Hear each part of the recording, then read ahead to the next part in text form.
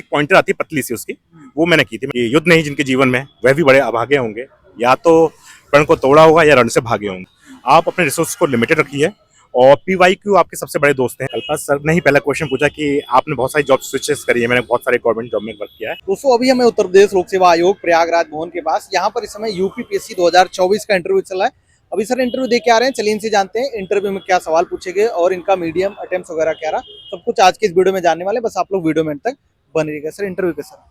Interview मेरा बहुत अच्छा रहा है और कल्पराज सर का बोर्ड था। आपका नाम और एजुकेशनल बैकग्राउंड क्या रहा? मेरा नाम अभिषेक अग्रवाल है और मैं आगरा जनपद से आता हूँ और मैंने बीटेक किया इलेक्ट्रॉनिक्स एंड कम्युनिकेशन इंजीनियरिंग में और वर्तमान में मैं इनकम टैक्स नोएडा में इंस्पेक्टर के पोस्ट पर भी कार्य कर रहा हूँ। सवाल आपसे इंटरव्यू में कहाँ से स्टार्ट हुआ, क्या क्या क्वेश्चन पूछा गया? कल्पना सर ने ही पहला क्वेश्चन पूछा कि आपने बहुत सारी जॉब स्विचेस करी है, मैंने बहुत सारे गवर्नमेंट जॉब में वर्क किया है, तो आप बहुत अस्थिर लग रहे हो, तो आपकी मंशा क्या है? तो इसका जवाब मैंने सर को कहा कि सर अलाउ हो तो मैं दो पंक्तियाँ सुना चाहूँगा। तो मैं दिनकर जी की दो पंक्तियाँ सुनाई कि वही कि युद्ध नहीं जिनके जीवन में वह भी बड़े अभागे होंगे, या तो प्रण को तोड़ा होगा या रण से भागे होंगे। तो मैंने बताया सर मैंने सिविल सर्विस का तब डिसीजन लिया था, तो मुझ पर 2 ही अटेम्प्ट शेष थे यूपीएससी के। उसके बाद मैं इस पे आया हूँ, तो मैंने पूरा जस्टिफाई किया, तो ही वॉज वेरी कन्विंस। उसके बाद कुछ एक सर ने मुझसे मेरे बीटेक के बारे में पूछा, इलेक्ट्रॉनिक्स कम्युनिकेशन से रिलेटेड, और उसके बाद एक मैडम थी, उन्होंने काफ़ी करप्शन के बारे में, और एक पोर्टल होता है जेम पोर्टल, उससे कैसे टेंडर होता है वो, और एक कल्पना सर ने वो भी पूछा था सिचुएशनल बेस्ड क्वेश्चन कि अगर कहीं अस्पताल में आग लग जाए तो आप उसे कैसे मैनेज करेंगे एज एसडीएम। तो मैंने सर को दिया जवाब, सर सेटिस्फाई थे। उसके बाद एक सर ने मुझसे आईआर के बारे में पूछा, बांग्लादेश में जो भी अभी इलेक्शन हुए हैं और रिजीम चेंज हुआ है उससे रिलेटेड क्वेश्चन पूछा, मेरी ओपिनियन मांगे। ज़्यादातर क्वेश्चन ओपिनियन बेस्ड थे, और जो मैडम थी वो मेनली करप्शन और गवर्नमेंट डिपार्टमेंट पे फोकस थी। और कल्पना सर ने बाद में भी मुझसे एथिकल सवाल भी पूछे कि ऑनेस्टी, जैसे मैडम ऑनेस्टी की बात चल रही थी तो फिर सर ने ले लिया मंच कि ऑनेस्टी क्या होती है, इंटीग्रिटी। मेरे आंसर में आया तो सर ने इंटीग्रिटी पूछा, तो बताया कि जो आप सोचते हो और जो आप कहते हो और जो आप करते हो तीनों सिंक में, तो वही इंटीग्रिटी है। तो सर काफ़ी खुश थे। सर ने लास्ट में कहा बहुत अच्छा अभिषेक, सॉरी अभिषेक नहीं, बहुत अच्छा और वेरी गुड।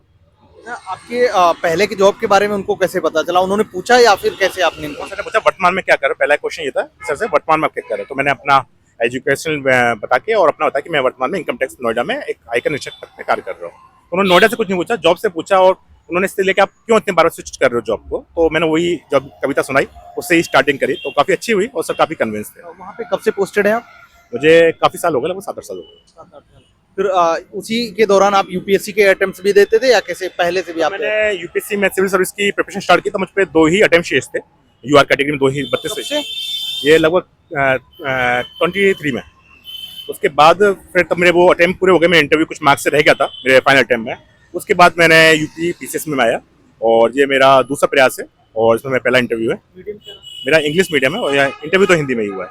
एक चीज़ और बताएंगे, जैसे क्योंकि आप जॉब कर रहे थे, 7-8 साल हो गए आपको जॉब के साथ तैयारी करते हुए, तो कैसे आप तैयारी करते थे? यूपीएससी की भी तैयारी आपने की, फिर स्विच हुए आप पीसीएस की तैयारी कर रहे हैं, आप इंटरव्यू तक पहुंचे, तो कैसे मतलब टाइम आप कैसे निकालते थे? क्योंकि वो भी आप इस जगह पे हैं कि मतलब टाइम शायद उतना नहीं मिलता होगा जॉब।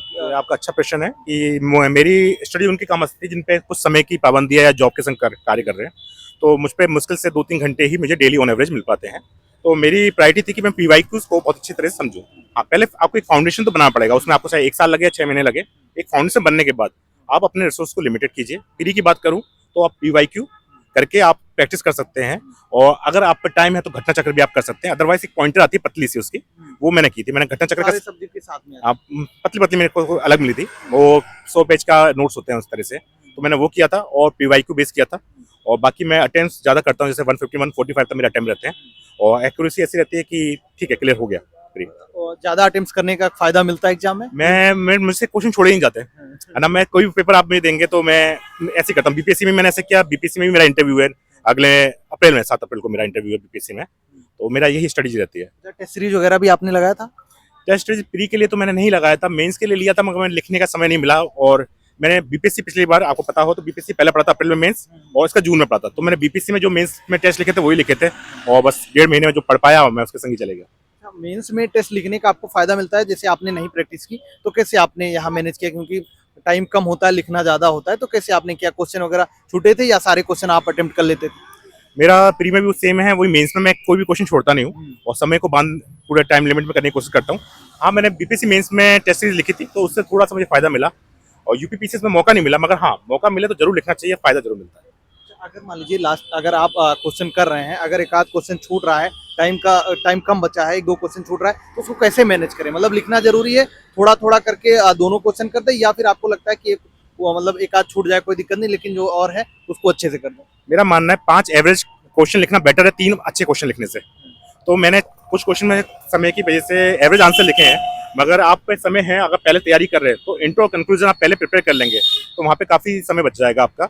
और आपको नहीं भी आता है तो आप उसमें लिख के आए, जो भी जनरल पॉइंट्स हो सकते हैं, जनरल पॉइंट्स वो लिखेंगे, तो शायद आपको 8 में से 2 मिल जाए और 12 में से 3-4 मिल जाए, तो इतना कुछ मिल जाएगा। मैं एक्सीलेंट से ज़्यादा मैं कोशिश करता हूँ कि 10 क्वेश्चन में कम से कम मैं अबव एवरेज लिख दूँ, 5-6 क्वेश्चन एवरेज लिख दूँ और 4 क्वेश्चन तो सबके बिलो एवरेज जाएंगे, क्योंकि काफ़ी रैंडम क्वेश्चन आए थे इस बार।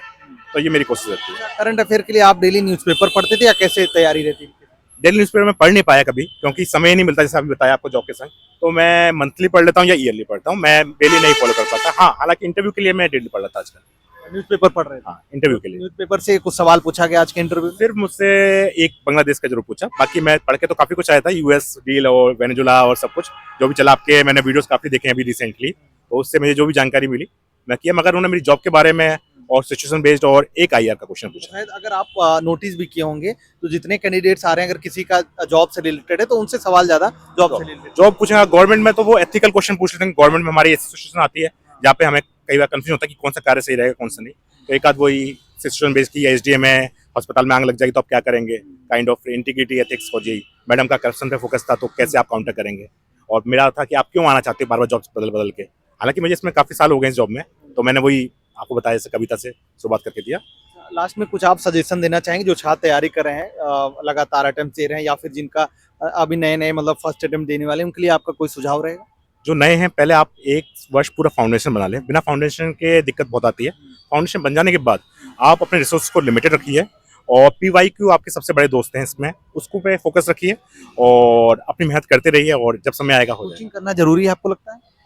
कोचिंग अगर आपको बिल्कुल भी बेस नहीं है तो आप किसी भी एक जगह से कोचिंग कर सकते हैं, है ना, मगर कोई किसी पर्टिकुलर कोचिंग के पीछे कोई जरूरत नहीं है, मगर हाँ एक बेस बनाना आपको जरूरी है, चाहे आप मार्गदर्शन कहीं से भी ले सकते कहीं से भी ले सकते हैं। सर, आपका बहुत बहुत धन्यवाद। हैं। Thank you.